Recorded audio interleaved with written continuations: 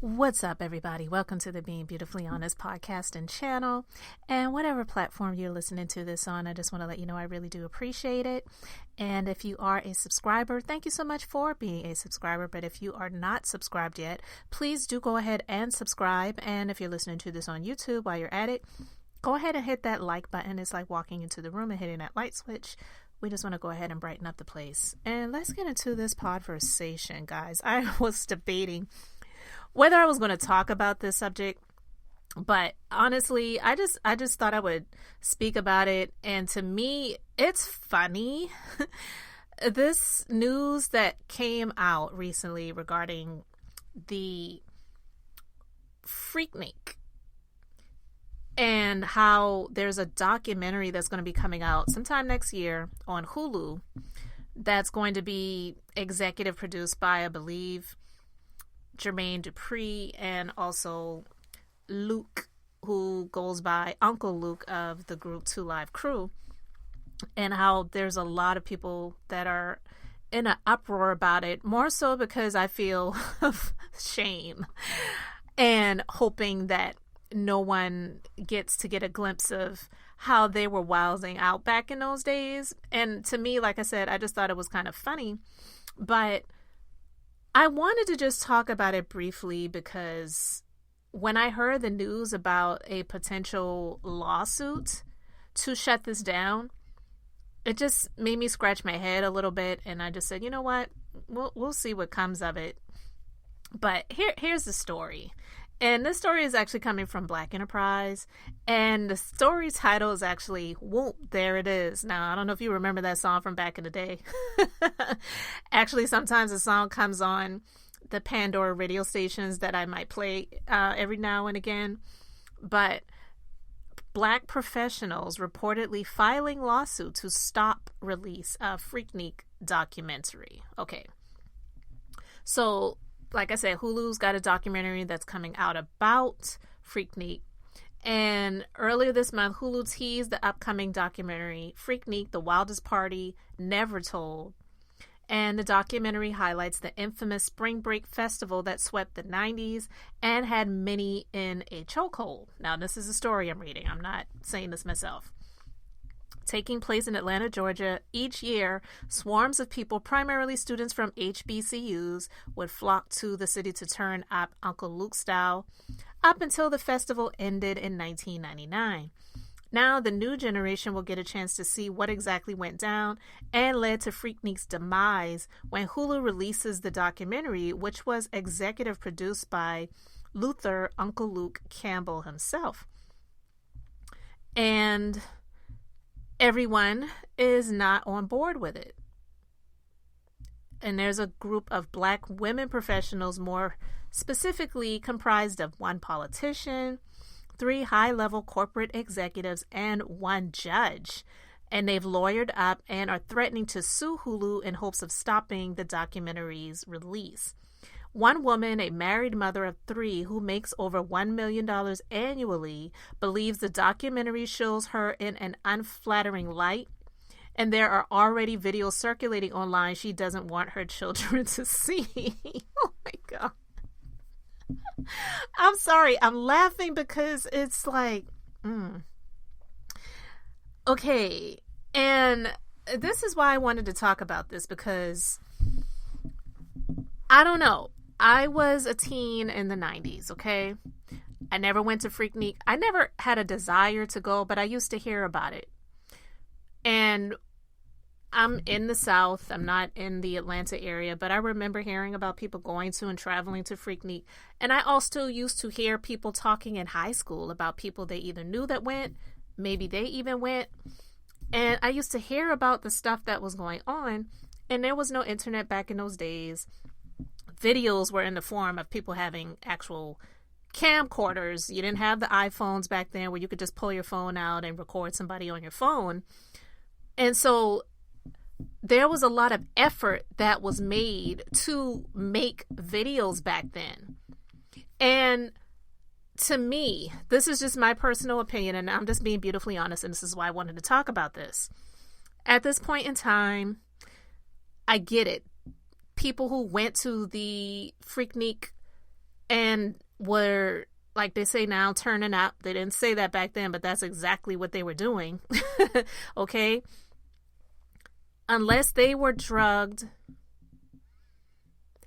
they had full knowledge of what they were doing. And the images and still shots or even video footage that you could see of what went down back in those days, people have full knowledge that they were being recorded. Girls were out there shaking their asses and doing the most. The guys were doing the most too. And I mean, like I said, I never had a desire to go to anything like that. And even if I wanted to go, my mom was real strict, so it just wasn't even going to go down. I would have to literally sneak. And that was a hard thing to do in my family. But I'm just saying, to sneak out of town, I should say. But anyway, they had full knowledge of the things that they were doing. These guys, they were groping chicks. They were doing the most. The girls were doing the most. I'm not saying that the girls that were getting groped by the guys that they did not want to get groped by, they warranted it happening to them because of how they were dressing. But I believe that this Hulu documentary, to be honest with you, they're not going to be able to shut it down. I don't believe they're going to be able to shut it down. And two, by them saying that they have every intention on suing and trying to shut it down, it's just going to bring more attention to it. Because I'll be honest, if I didn't hear this news story, I probably wouldn't have known about it because I don't watch Hulu that much. So now I'm looking forward to it. I want to see it because just clips of things that I have seen, to me, it's disgusting to see how a lot of the men were borderline assaulting women by just grabbing them. And I saw a scene where these men were trying to drag this woman out of a car. You know, like, so it's not just women that are going to be in an unflattering light. It's going to be a lot of males that are going to be in an unflattering light. And this stuff needs to be seen.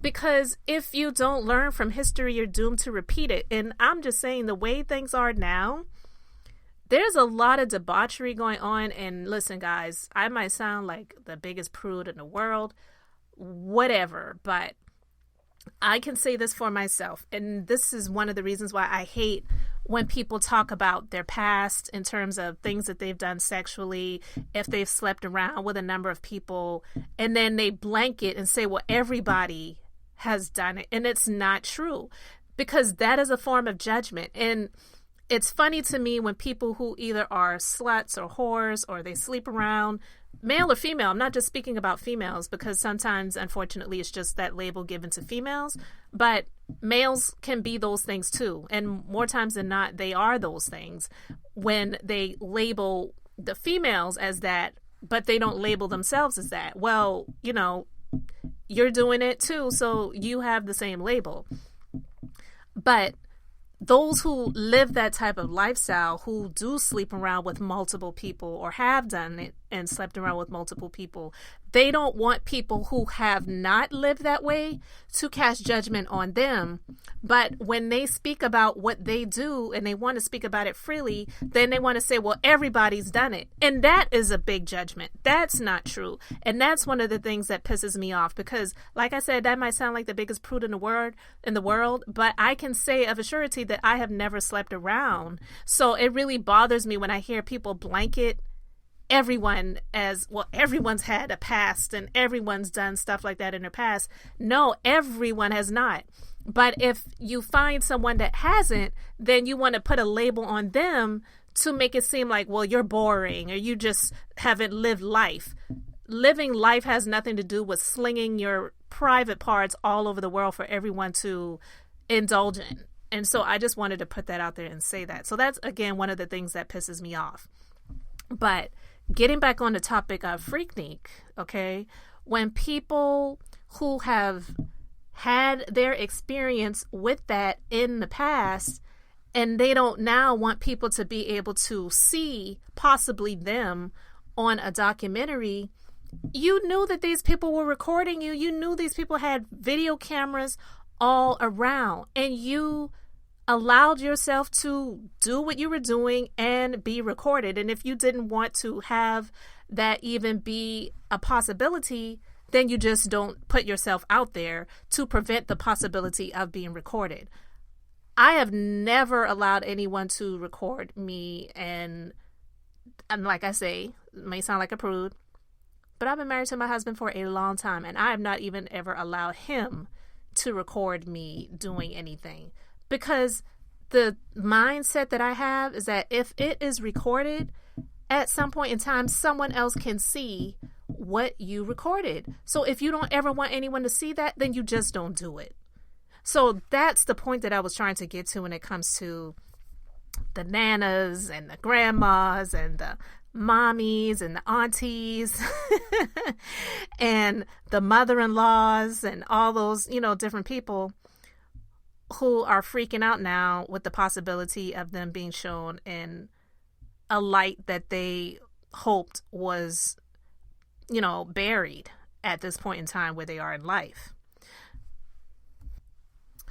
So with the threats of the lawsuits to shut down the documentary, I really don't think it's going to go anywhere, even if it's filed. And I don't know, the threats that people throw around these days when it comes to court, you take so many chances when you are going to court with anything, honestly, these days. You really do. I mean, look at Fox News. Like, Fox News, they knew that they were going to lose in court. They got all the way up to the day of trial. They had it postponed for one more day because they were making every attempt possible to settle out of court.